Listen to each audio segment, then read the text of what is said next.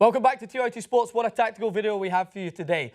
Are Leicester City going to go on and do it? Are they going to go on and win the Premier League? And are they going to win it in Manchester United's back garden? Well, I'm sure United, if memory recalls, does it go back that far? 2002, Arsenal, domestic winners, celebrated on United's back garden, and it was not well received. So I think they're going to want to stop that. But everyone and their dog and granny want to see Leicester win the Premier League. So it's a conflicting situation, but we're going to talk about it here on TYT Sports. Let's talk some tactics. So the first team to look at is Manchester United, the home team. How are they going to spoil this party? How are they going to spoil Jamie Vardy's party, even though he won't be playing? De Gea in goals. This is the back line I imagine United will go with for Semensa, Smalling, Blind, Rojo, Schneiderlin, Rooney, Mata, Lingard, Martial and Rashford. It can change. You might see LVG put in Carrick in that defensive midfield position. Try to be a little bit more wary of Leicester's counter-attack and play two defensive midfielders. But in doing so, I feel that would allow for Leicester to push forward more. So I'm going to highlight, first of all, defensively, what I think Manchester United should be doing. But most of my tactics will focus on Leicester and what they're going to go on to try and do to win the Premier League. But this is just a slight tactical change that I think United should employ to try and spoil this parties. What happens with Leicester is usually when you see them play Jamie Vardy, who's out for this game, is he'll push right onto the last man and he'll force teams to drop deeper than they want. So what will happen is often teams will try to nullify Vardy's pace by playing two staggered centre-backs. So Swansea did this. They played against Leicester almost exactly the same way they'd play if Vardy was on the field, except he wasn't because he's suspended. And in doing so, it allowed for so much space in here for Mahrez to drive into because they were pushed so far back. So if Manchester United want to avoid giving Mahrez all that space, they want to play, I would say they want to play Shaw one-on-one. I would say they want to push Smalling right onto him because he's not got the pace that's going to beat you in behind. So Smalling should be comfortable there.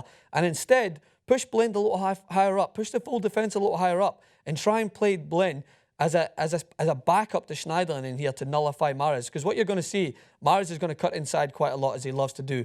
And if I think if Schneiderlin's in here just to be that kind of patrol officer to protect the space, it's going to give Manchester United a lot more stability and prevent them from being hit on the counter-attack. And Daley Blind's job solely will be to be that sweeper, to come in here and help Schneiderlin if he's beat one-on-one, and then to come in here and help Smalling if in the rare occasion he's beaten for pace by Ochoa in there. So it's a weird one to figure out because you don't want to sacrifice your centre-back. He's supposed to be in line with his fellow defenders, but desperate times come for desperate measures. When Leicester are this good going forward and Mahrez, the PFA Player of the Year, finds a lot of space, you have to try and adjust your team to nullify that and try and prevent it. So that's something that I think Manchester United should employ because this will prevent them from dragging back another midfielder and putting in two defensive midfielders, which overall throws Manchester United's game off. If you look at their recent games, they've been so much better when they play two attacking midfielders or two midfielders higher up the park and have that defensive mid. So that's a small bit of tactical analysis I think the United should employ to be a little bit more defensively stable against the informed Leicester City. But what are Leicester going to do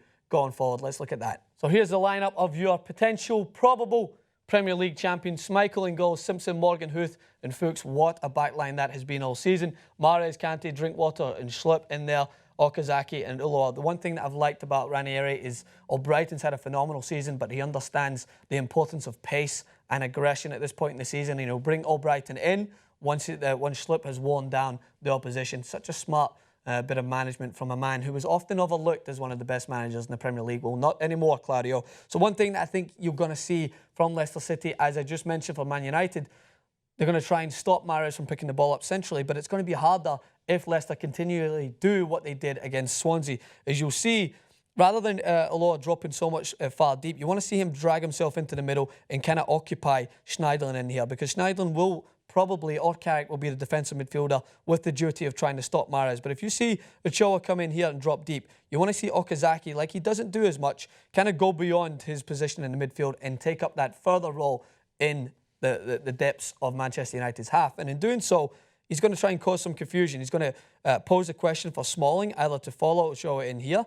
or pass him on to Schneiderlin. And either way, it's a win-win. Because if Smalling follows him, there's a gap in here for Okazaki and for Schlupp to kind of come in behind. Or if he doesn't and he passes him on, then suddenly Schneiderlin's occupied in here, or Carrick, and that allows Mahrez to tuck further inside. And the same thing goes for when they attack in the wider areas. What you want to see from Okazaki is he's going to be very important simply in his distraction runs. Simpson likes to bomb forward. Rather than Mahrez taking up the wide area, you want to see Mahrez tuck inside, and you want to see Okazaki make this loop and run in behind, dragging out Blind into an area where it could cause a problem, and then Mahrez, as he likes to do, can make the midfield run. It seems like it's a lot of focus on Riyad Mahrez, but that's what happens when you're the PFA Player of the Year.